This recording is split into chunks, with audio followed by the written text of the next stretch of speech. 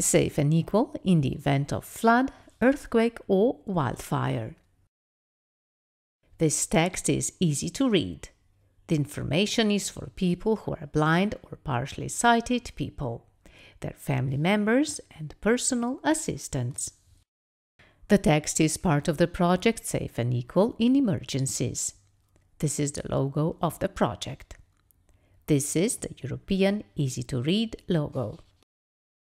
Safe and equal in the event of a flood, earthquake or wildfire. Flood, earthquake and wildfire are natural disasters. We say natural disasters are emergencies. Natural disasters happen all the time. We can sometimes tell in advance if disasters will happen, but some disasters will happen without warning. Everyone must be prepared for natural disasters. Everyone needs the right guidance and accessible information. Accessible information is information we can read and understand. The right guidance and accessible information can save our lives. That is why we wrote this text in easy to read. We can read and understand it easier. In this text you can read directions about what to do to prepare for disasters, what to do during a disaster, what to do after a disaster. Sometimes we do not know how to communicate well with people who are blind or partially sighted. Here we give some useful tips. We also wrote some information about the number 112. Easy-to-read directions are also available for people who are deaf or hard of hearing. The directions are also available in Slovenian language. All information is on the website www.gov.si.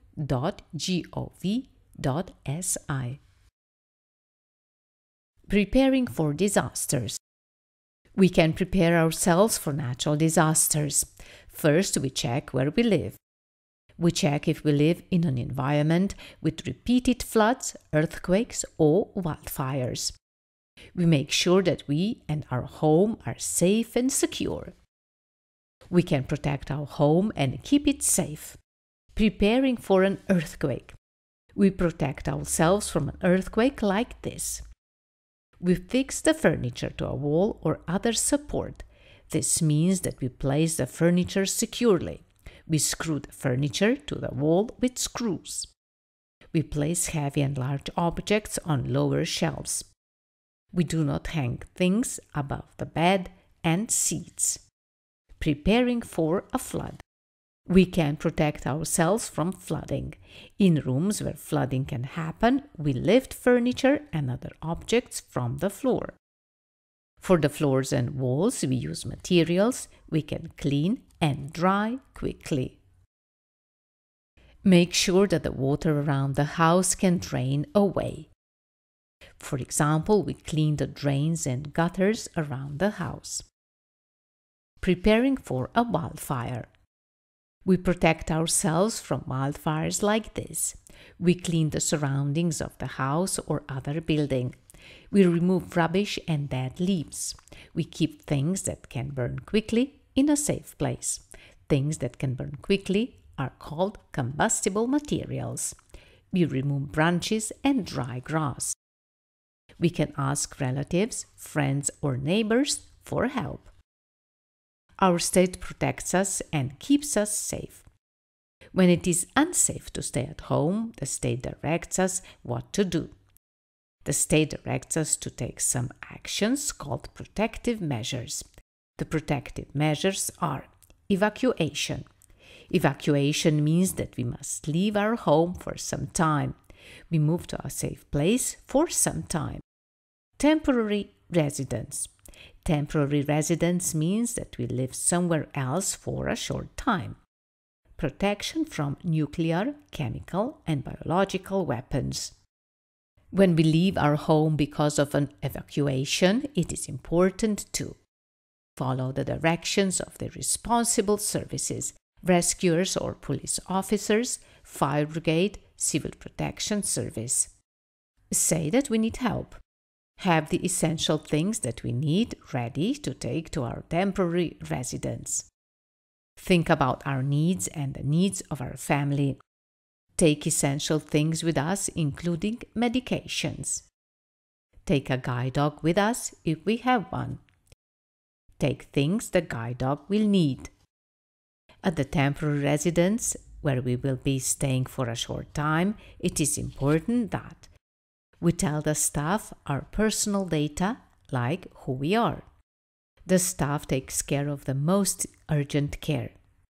The staff makes sure that we have drinks, food, medicine, that we are warm, and more.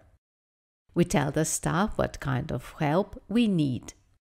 We tell the staff what we need and what our guide dog needs if we have one. We tell our relatives where we are. The staff are people who work at the temporary residence where we will be staying for a short time. When a natural disaster happens, this could happen. Rescuers cannot come to help right away. We run out of electricity, natural gas, or water. We do not have heating. Phones, television, and radio are not working. We can't go to the store, pharmacy, or doctor. What problems might we have? Who can help us? People can help one another. Relatives and friends help each other. Neighbors and colleagues help each other. Who can help us during and after a disaster? Remember, before going to bed, always put your glasses and the white stick in the same place so that you can find them quickly if there is an emergency. During a natural disaster. During the earthquake. During an earthquake, we feel the ground shake and move. During an earthquake, we hear furniture and objects moving and falling. We must find a safe place. A safe place is under larger and hard tables, in load-bearing walls or next to internal bearing walls. We squat down. We bend our head towards our knees. We protect our head and neck by putting our arms over the top of our head and our hands on the back of our neck. During an earthquake, we can get stuck in the ruins. We stay calm. If it's dusty, we cover our mouth and nose. We use a handkerchief or part of the clothing. We tell others that we are stuck. We hit an object against a metal or a wall. It is important to hit at regular intervals. From time to time, we call help. This will help the rescuers to find us faster. During a flood. During a flood, we hear the water. During a flood, water can come into the house. The water is not clean. In a flood, we can feel the water under our feet. We move to a higher floor. If we are outdoors, we go to a place that the water does not reach. Sometimes the water comes to the knees. Even if the water is only up to the knees, do not stay or step into the water. Water can sweep us away. During a wildfire. During a wildfire, there is smoke in the air. Close the windows and doors. Turn off the ventilation and air conditioning. After a disaster. After a disaster, we ask other people for help. Relatives and friends can help us. Neighbors can help us. They should inspect the damage to buildings. They also inspect the damage to equipment, including the supply of water and electricity. They help to remove the consequences of the disaster and repair damage. After an earthquake. An earthquake damages houses and buildings. An earthquake knocks over and moves furniture. An earthquake also knocks over and moves other equipment. Things break and there may be debris on the floor. Broken things on the floor are very dangerous to blind and partially sighted people. After an earthquake, we boil tap water. we use bottled water. After an earthquake, we make sure that the experts inspect all installations: plumbing, sewage, gas, electricity, and chimney. After a flood damages houses and buildings. Water floods the basement and lower floors. Water moves furniture and other stuff. Water brings mud and debris into the rooms. Debris is soil, branches, various objects from inside and outside the home. After a flood, we remove the water. We ask for help from other people. They help to remove mud and debris from the rooms. They help clean and dry rooms and other stuff. They help to sanitize the rooms. They must check if food and food products are still usable. It can take a long time for a wet house to be safe to live in again. After a wildfire. After a wildfire, we can go back home if our house is safe. The people in charge tell us when there is no more danger. We go home when there is no more danger. We name people in charge responsible services.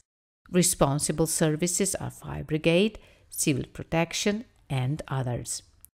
We must follow the instructions of the responsible services. The fire leaves behind the smell of smoke. When we go home after a fire, we should open windows to remove the smell of smoke. How we communicate with people who are blind or partially sighted. We communicate with people who are blind or partially sighted with respect. We are all equals. We get the person's attention. We tell the person who we are. At first, we can gently touch the person's hand.